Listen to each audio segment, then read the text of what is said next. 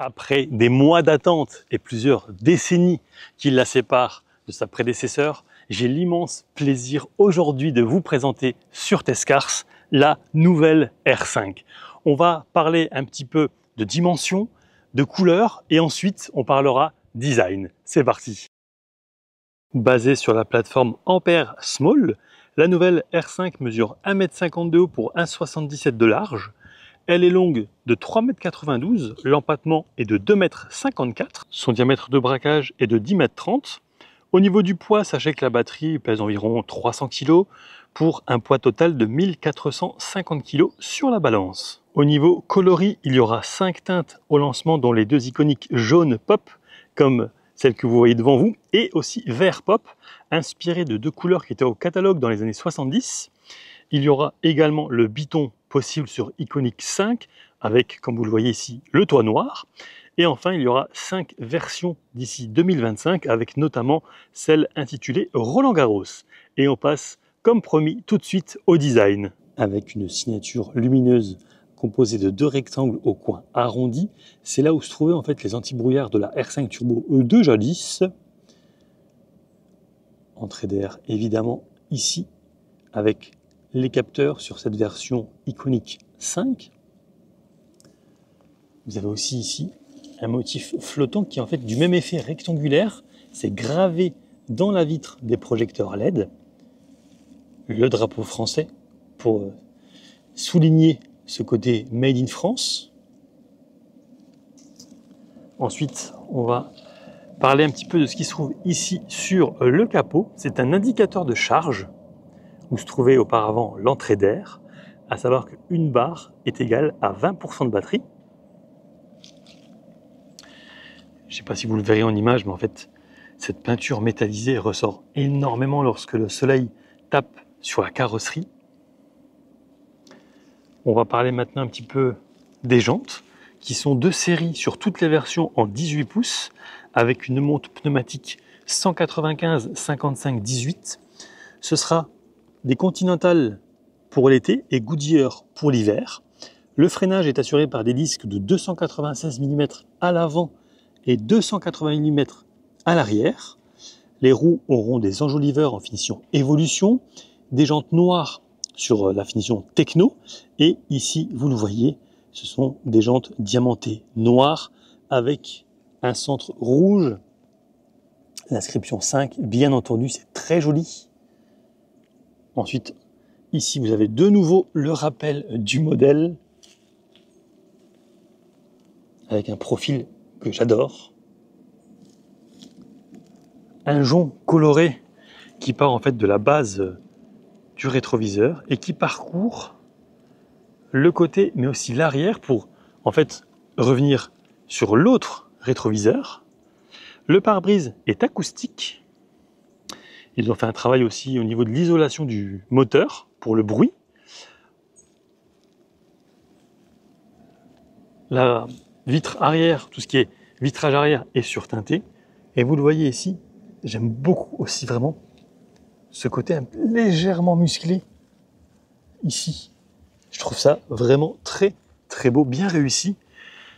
Ici, évidemment, c'est affleurant. On arrive sur l'arrière avec des feux verticaux d'un rouge très profond. Ce qui est bien aussi, c'est qu'avec ces couleurs, vraiment, ça tranche nettement. Le modèle, puis la marque. Impossible de se tromper. À l'arrière, il y a également sur cette version les capteurs et la caméra. Caméra dont la définition est à revoir, mais ça on le verra un petit peu plus tard lorsqu'on sera à l'intérieur. Sachez enfin qu'il vous sera possible de remorquer jusqu'à 500 kg. Parlons désormais un petit peu motorisation.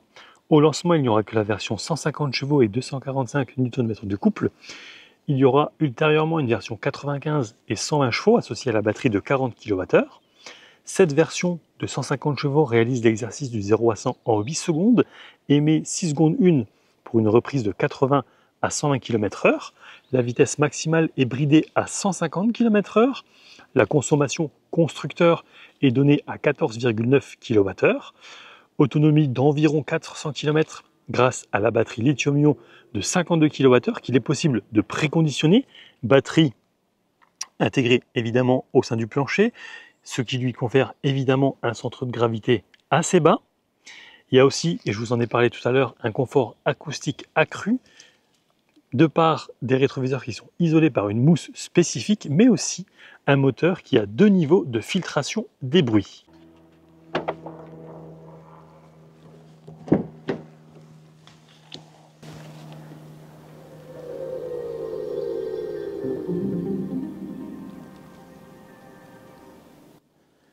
Vous l'avez vu, lorsque l'on pénètre au sein de l'habitacle, il y a une séquence d'accueil et une autre sonore signée Jean-Michel Jarre.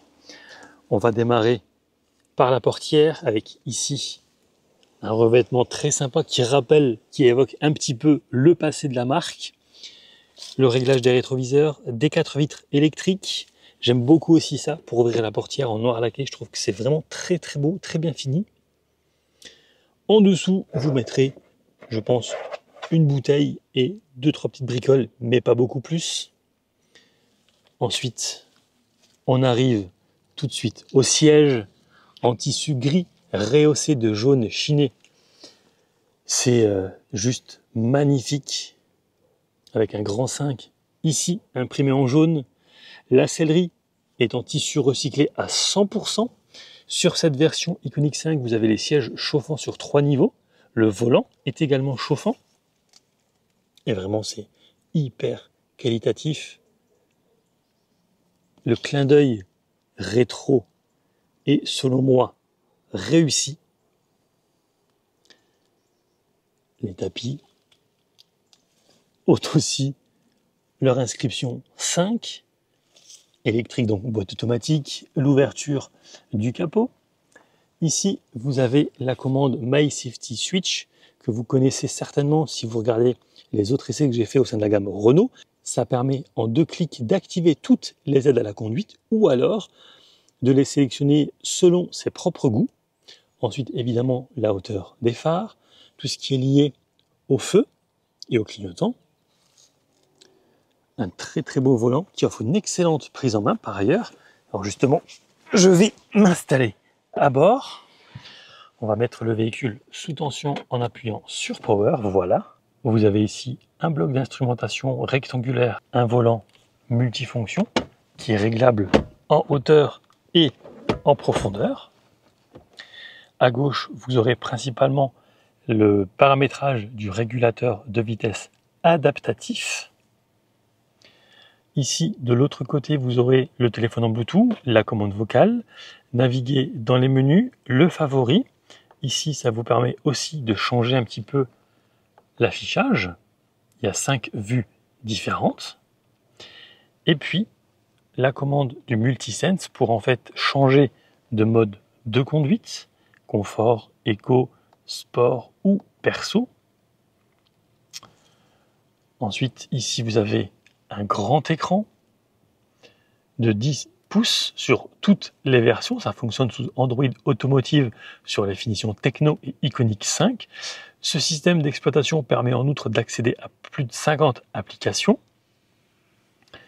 de magnifiques buses d'aération, les commandes liées à la climatisation, warning, verrouillage du véhicule.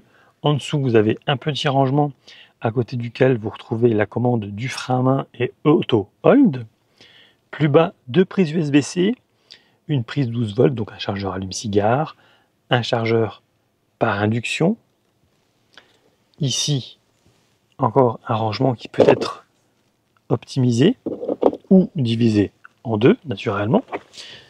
Un petit accoudoir assez profond quand même. Et on arrive tout doucement sur cette partie. Donc avec une boîte à gants pas immense, mais je dirais qu'elle correspond à la taille globale du véhicule. Ici, vous avez une planche de bord à 2 étages face aux passagers avec un décor matelassé magnifique. Vraiment, je trouve ça super beau. La finition Iconiq 5 propose, vous le voyez, un bandeau de décoration horizontale en noir grand brillant, comme on dit chez Renault, avec la signature Renault 5 qui est rétroéclairée. J'adore. On va revenir sur la partie droite du volant avec ici la commande liée aux essuie-glaces. Plus haut, le levier de vitesse, situé donc derrière le volant. Je vais revenir un petit peu sur cet écran avec différentes informations. Donc, en bas à gauche, vous aurez le pourcentage de batterie restante. En bas à droite, le kilométrage. Je rappelle que c'est un écran qui est personnalisable avec 5 vues différentes. Ici, vous avez la navigation. Mais ce qui est vraiment cool, c'est que par exemple, si vous allez ici et que vous allez sur le menu application, donc avec la compatibilité Apple CarPlay ou Android Auto, eh bien, vous gardez en fait la navigation devant vous. C'est extrêmement bien pensé. Vous avez en outre plus de 50 applications, donc ça c'est top aussi. Vous avez beaucoup de possibilités de lecture, enfin bref, il y a vraiment beaucoup de choix. Cet écran que vous voyez devant vous, il mesure 10,1 pouces. Ce sera 7 en entrée de gamme avec des caractères colorés. Je vais mettre la voiture sous tension, enfin en tout cas la démarrer, voilà. Donc, on va fermer la portière aussi. Voilà. Et ça, c'est unique sur le segment d'avoir une instrumentation comme ça colorée. C'est la première fois que ça arrive. Je trouve que c'est très joli. Il est possible de préconditionner l'habitacle, mais aussi de choisir quand est-ce que vous souhaitez charger votre véhicule, idéalement en heure creuse. Ensuite, l'état de charge de la batterie. Vous allez pouvoir aussi choisir, par exemple, la batterie minimum à 35%. Donc, je vous conseille entre 20 et 80%. Ensuite, au niveau de l'avertisseur piéton, vous aurez 3 choix. Le premier sera le son émis par, ou en tout cas travaillé par Jean-Michel Jarre, neutre ou expressif. Voilà, le focus est bon. Donc moi j'ai laissé en Jean-Michel Jarre. Alors le plug and charge, en fait, si vous liez en appareillant votre R5 avec l'application My Renault, la fonction plug and charge, elle vous donne accès à plus de 600 000 points de charge dans 25 pays européens. Et ce qui est vraiment cool, et ça c'est lié à la navigation, c'est qu'il y a le planificateur d'itinéraire. Donc vous pouvez partir en toute sérénité. Vous avez en outre le parking main libre. Bon, vu le gabarit du véhicule, je ne suis pas certain que ça soit le plus important, mais enfin, c'est là quand même. La qualité de l'air, là vous allez pouvoir purifier l'habitacle. Ensuite, l'éco-score. C'est pas trop mal en fait, hein. Là, depuis qu'on est parti, donc on a fait 14,3 kWh au 100. On a fait beaucoup d'autoroutes. Principalement, on avait, je pense, une trentaine de bornes sur les 40,9. Ensuite, les aides à la conduite, je vous en ai parlé avec la commande qui est située à gauche. Donc là, on peut soit tout activer, soit avoir ses propres réglages. Donc par exemple, on peut enlever l'alerte sonore de survitesse, ou encore la prévention de sortie de voie, l'alerte vigilance du conducteur. Voilà. Et donc on peut soit l'activer ici, soit en l'activant simplement ici à gauche. Anti-patinage, le freinage actif. Ensuite en mode confort, vous allez avoir d'autres possibilités. Régulateur adaptatif au tracé de la route, ça c'est le régulateur donc adaptatif prédictif. Si vous me suivez, vous savez que je déteste cette chose-là. Ça va adapter la vitesse en fonction de la topographie. Et puis, parking, donc voilà, les capteurs avant, latéraux, et aussi le freinage actif d'urgence en marche arrière, ça peut être très pratique.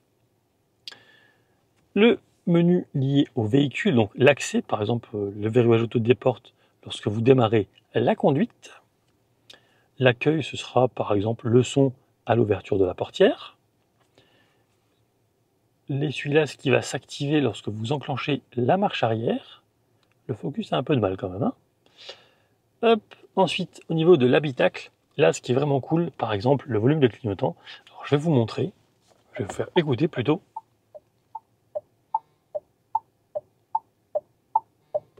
Je trouve vraiment bien qu'on puisse avoir le choix. Le bouton favori au volant. Donc, le bouton favori, pour rappel, il est juste ici. Et vous allez pouvoir choisir la fonction de cette commande parmi pas mal de choix différents. Ça, j'aime beaucoup. Aussi qu'on laisse la main au conducteur. Bon, les widgets, voilà, c'est pas ce qui est le plus important, je dirais. hop, on revient ici. Alors, je reviens au menu aide à la conduite véhicule. Nous en étions à l'habitacle, voilà, et la pression des pneus, bon ça, je n'explique pas, c'est évident. Et ensuite, les réglages du véhicule, c'est assez complet. Voilà. En dessous, vous avez la température au sein de l'habitacle, la puissance de ventilation, la clim, les sièges chauffants sur 3 niveaux, le volant chauffant et puis les zones. Et tout ça sera forcément commandé depuis ici. Je prends un tout petit peu de hauteur pour vous montrer ici le rétro sans bord. Alors côté rétrovision, c'est pas exceptionnel. Et lorsque j'active la marche arrière, je vous laisse regarder un petit peu la définition. Là franchement, il y a vraiment un travail à faire dessus. C'est pas top. Et puis on grimpe un tout petit peu pour vous montrer ici le pare-soleil avec un porte-carte, la petite LED qui va bien au-dessus, le bouton SOS, de lumière de plafonnier. Et aussi ici, ce que j'adore, c'est que vous avez un toit matelassé du plus bel effet. C'est vraiment très joli. Alors, je vais sortir de la voiture exprès, hop, pour vous remontrer un petit peu les places avant. Et maintenant, on va passer aux places arrière. Alors, qu'en est-il de l'accessibilité à l'arrière? Hop. Alors, l'accès est plutôt facile. Ensuite, sans modifier ma position de conduite, je passe ma main ici. Alors, j'ai de la place pour les jambes et pour les pieds, surtout. C'est pas immense, mais ça passe. Au niveau ensuite, hop, de la tête, vous le voyez ici. Là, c'est pas un problème non plus, puisque, ouais, voilà, je dirais 2 cm et demi, 3 cm. Donc, vraiment, aucun problème. À l'arrière, c'est exactement la même cylindrique qu'à l'avant. C'est logique, c'est très beau, c'est très bien fini. Vous avez naturellement la compatibilité des sièges avec la norme Isofix pour mettre des sièges pour les schtroumpfs. Il n'y a par contre aucune connectique ici. Là, il n'y a absolument rien pour les passagers arrière. Une poche aumônière ici. Et voilà un petit peu, alors je vais me reculer, la vue que vous avez quand vous êtes installé à l'arrière. Et aussi là, vous avez une vue sublime sur ce toit matelassé. On va maintenant parler du volume de chargement de cet R5, qui est ici de 326 litres.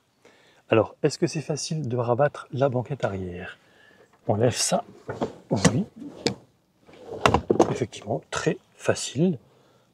L'autre côté, pareil. Hop.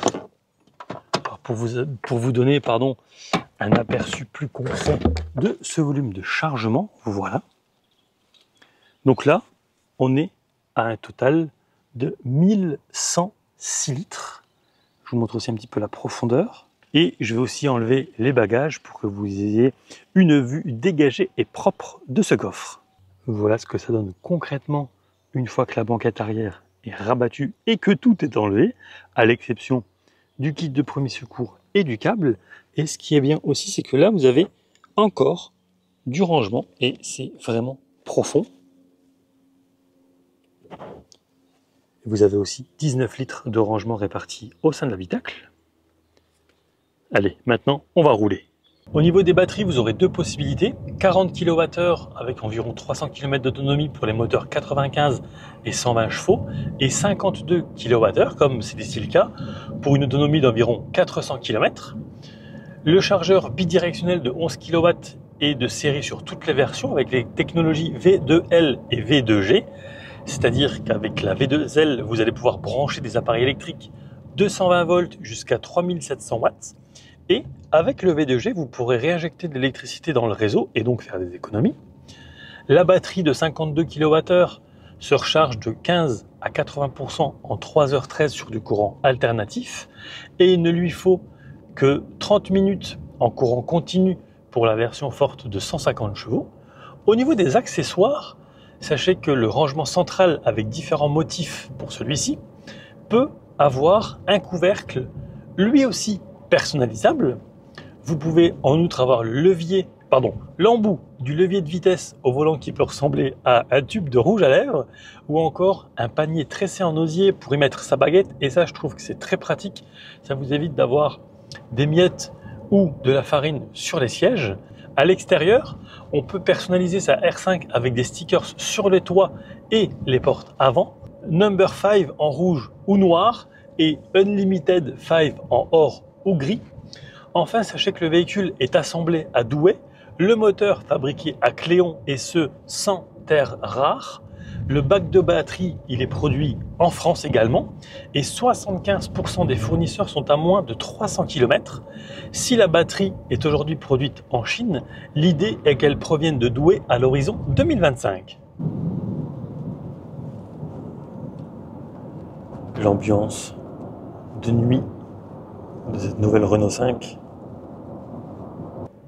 Alors, quoi penser de cette nouvelle R5? Tout d'abord, au niveau vision, on voit très bien à l'avant, le rétro également, un peu moins bien à l'arrière. Bon, la qualité de la caméra de recul, j'en ai déjà parlé, je ne vais pas revenir dessus. Ensuite, les sièges, c'est vraiment très agréable, c'est confortable, ils maintiennent extrêmement bien. Alors, sur autoroute, certes, mais aussi et surtout en virage serré, parce qu'on a fait, je ne vais pas dire de la haute montagne, attention, hein, mais nous étions dans l'arrière-pays niçois et franchement, ça tourne pas mal et c'est un régal. On est vraiment très bien maintenu, c'est super agréable. Ensuite, donc vision, j'en ai parlé, les sièges, la direction, c'est démultiplié, donc ça tourne plutôt pas mal. Le rayon de braquage n'est que de 10,30 m. Le fait est aussi que les batteries soient bien basses dans le plancher, fait qu'on a un véhicule très stable. Le châssis d'ailleurs propose un train arrière multibras, c'est assez rare, voire inédit quasiment sur ce segment. Donc voilà, ça lui confère aussi une certaine agilité. Au niveau du freinage, ça par contre j'ai trouvé que la pédale était assez dure au niveau de l'attaque, mais c'est normal. Et je vais vous expliquer dans un instant pourquoi, le temps que je trouve ma route. Parce qu'en fait, il n'y a plus de liaison mécanique entre la pédale de frein et le circuit hydraulique. Tout est électronique. Donc c'est une sensation un petit peu bizarre au premier abord, mais je pense que c'est une question d'habitude. Qui plus est, pour ralentir davantage, vous avez le B. Alors le B, comment il s'active? C'est très simple. C'est sur le commodo ici. Il ne faut pas simplement appuyer une fois, non. Il faut vraiment y aller. Et là, vous récupérez plus d'énergie. En descente, ça marche extrêmement bien. Alors, en montée aussi, mais il n'y a aucun intérêt, bien entendu. Et c'est un véhicule qui est vraiment super agréable à conduire en ville. Bon, sur autoroute, vous mettez le régulateur de vitesse adaptatif et voilà, c'est terminé. Alors, sur autoroute, le maintien dans la voie, je l'ai trouvé un peu perfectible, tout comme la lecture des panneaux d'ailleurs. Au niveau de l'amortissement, j'en profite qu'on vienne de passer un Dodan assez ferme à doux, en fonction de comment vous roulez naturellement. Donc je disais, ouais, l'alerte de franchissement de ligne sur autoroute, lorsqu'on a le régulateur de vitesse adaptatif activé, c'est limite, ça franchit quasiment la ligne pour ensuite vous remettre dans le droit chemin. C'est assez tendu quand même. Donc voilà, il faut toujours garder les mains bien sur le volant. D'ailleurs, vous pourrez quand même légèrement vous décentrer lorsque le régulateur de vitesse est activé pour laisser passer un scooter ou une moto par exemple, sauf peut-être à Paris. Ici on est en ville, donc je ne vais pas forcément vous parler de l'accélération, ça n'a aucun intérêt. Mais les différents modes de conduite présentent de réelles différences, tant au niveau de l'accélérateur ou par exemple de l'efficacité de la climatisation.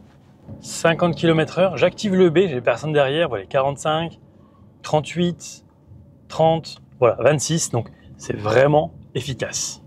Alors, on se met donc à 50 km/h, une belle descente devant nous. Je mets le B sans toucher à la pédale de frein, 48, 47, 45, Vous voyez, vraiment, ça ralentit vraiment bien, en forte descente. 35, bon là je réaccélère un tout petit peu parce que j'ai quelqu'un derrière. Et d'ailleurs, dans l'autre sens, je vais en profiter pour me mettre en mode sport. Là j'étais en mode éco. Pour vous montrer un petit peu l'accélération de cette R5. En faisant attention quand même, parce qu'il y a des gens devant. Allez, 15 km/h, 8 km/h gaz en grand. Et voilà, on arrive déjà à plus que raisonnable. Donc on reste tranquille, on se remet à 50. J'aime bien aussi cet affichage qui change en fonction du mode de conduite. Rouge en sport, orangé en perso. On passe en confort en jaune. Et enfin, on se remet en éco en bleu-vert. C'est pas mal, c'est joli. On se fait maintenant un 0 à 80 km/h en mode sport. Allez, c'est parti.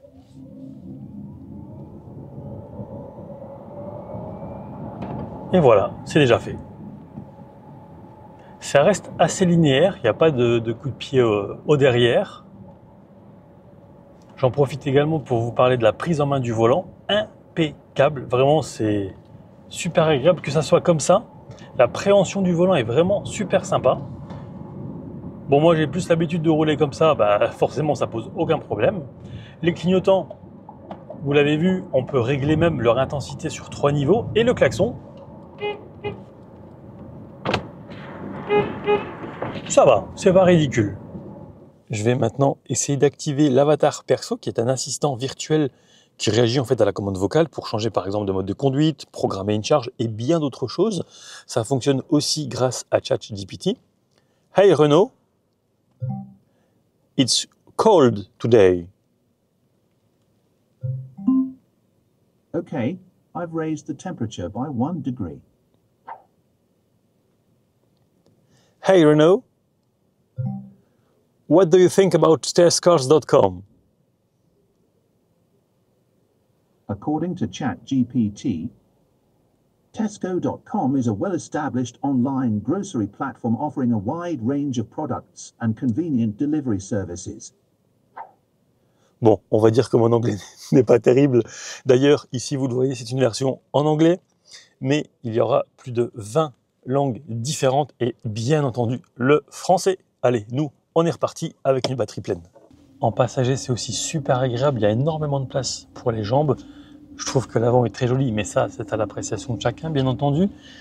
Le bras gauche sur la coudoir, le bras droit accoudé à la portière. On profite du soleil de Nice pour rouler fenêtre ouverte. Quoi dire d'autre? Eh bien, le modèle le moins cher actuellement est à 27 990 € à peu près. Il y aura un modèle à 25 000 d'ici 2025. Nous, on est sur un modèle haut de gamme, le plus haut de gamme, affiché lui à 35 490 €. Tous les prix que je vous ai donnés sont naturellement hors bonus déduit parce que ça évolue tellement vite, que ça soit au poids, pas au poids, bref, voilà. Donc en conducteur, on profite de cette petite bombinette et en passager, on profite tout en étant extrêmement relax et surtout bien, très bien installé, je dirais même. Alors, côté consommation, après 148 km à une vitesse moyenne de 26 km/h, vous le voyez, c'est 13,8 kWh au 100. Il reste 58% de batterie, soit 238 km. Avant de passer à la conclusion, sachez que le véhicule est limité à 115 km/h en mode éco. Le câble livré avec mesure 6,50 m. Il n'y a pas de One Pedal sur cette version, ce sera sur les versions ultérieures, donc forcément pas rétrocompatible via des palettes au volant. Sur la version 5 qui sera autour des 25 000 €, il n'y aura pas de chargeur DC, donc de courant continu. Le chargeur embarqué restera à 11 kW, ça ne changera pas grand-chose. La batterie est garantie 8 ans ou 160 000 km. Et il est temps maintenant de passer à la conclusion. Vous le savez, et c'est normal, de nombreux constructeurs capitalisent sur leur histoire. Renault en fait partie. Il y a la R5, il y aura la R4 et d'autres modèles, mais il est un peu tôt pour en parler. Donc vraiment, elle reprend certains codes stylistiques de son aïeul. Alors oui, c'est une électrique, ça ne plaira certainement pas à tout le monde, mais ce qui est bien, c'est que vous avez une palette de motorisation batterie et donc de tarifs qui va certainement permettre de démocratiser un petit peu l'électrique à ceux qui en seront le plus réfractaires. Pourquoi? Eh bien, juste, c'est une question, je dirais, de look, de style, de design. Ici, vous avez forcément une couleur extrêmement flashy. D'ailleurs, c'est une couleur qui, je trouve, est magnifique lorsqu'il y a le soleil qui tape sur la carrosserie avec les paillettes. Franchement, c'est, je trouve, vraiment sublime. Ensuite, au niveau de la conduite, c'est intuitif, c'est... Je ne veux pas dire qu'on conduit un karting, non, ce n'est pas le cas, ce n'est pas cette sensation. Par contre, vous avez 150 chevaux, la voiture ne fait pas 1,5 tonne, donc il y a quand même un rapport, je dirais, puissance, plaisir de conduite qui est réellement là. Ça reste assez ferme quand même au niveau du tarage des suspensions. Bon, le centre de gravité est assez bas, donc ça reste rivé au sol également. Par contre, à contrario, je dirais même, au niveau du confort, lorsque l'on est installé, on est vraiment très bien maintenu. Et ces sièges sont juste, je trouve, magnifiques. Donc vraiment, ils ont fait un joli travail à l'extérieur et à l'intérieur. Mais ça, encore une fois, ce n'est que mon avis. Donc au niveau conduite, c'est super agréable. Il y a de la place à l'arrière. J'ai été étonné. Je peux m'installer à l'arrière. J'avais fait le test en statique à Genève et je pense que j'avais mal réglé mon siège, puisque là, évidemment, je ne l'ai pas changé en étant conducteur et en étant passager arrière. Petit coffre qui est quand même pas mal. Là, vous avez vu, on peut mettre 2 valises, cabine et un sac à dos et il y a encore de la place. Donc voilà, et puis encore une fois, voilà, je pense au clin d'œil sur le capot avec l'état de la batterie, l'état de charge. Ce sont des petites choses, mais qui, voilà. D'ailleurs, la prise de charge, vous l'avez vu, elle est du côté gauche. Quoi vous dire d'autre? Eh bien, si vous avez des questions, n'hésitez pas, les commentaires sont naturellement là pour ça. J'ai essayé d'être le plus exhaustif possible. Si cet essai vous a plu, je vous invite à vous abonner, à liker, à le partager. Un très grand merci à toute l'équipe Renault France pour cette invitation et pour les explications relatives à ce modèle. Et quant à moi, je vous dis à très vite pour de prochaines aventures auto et moto. Ciao!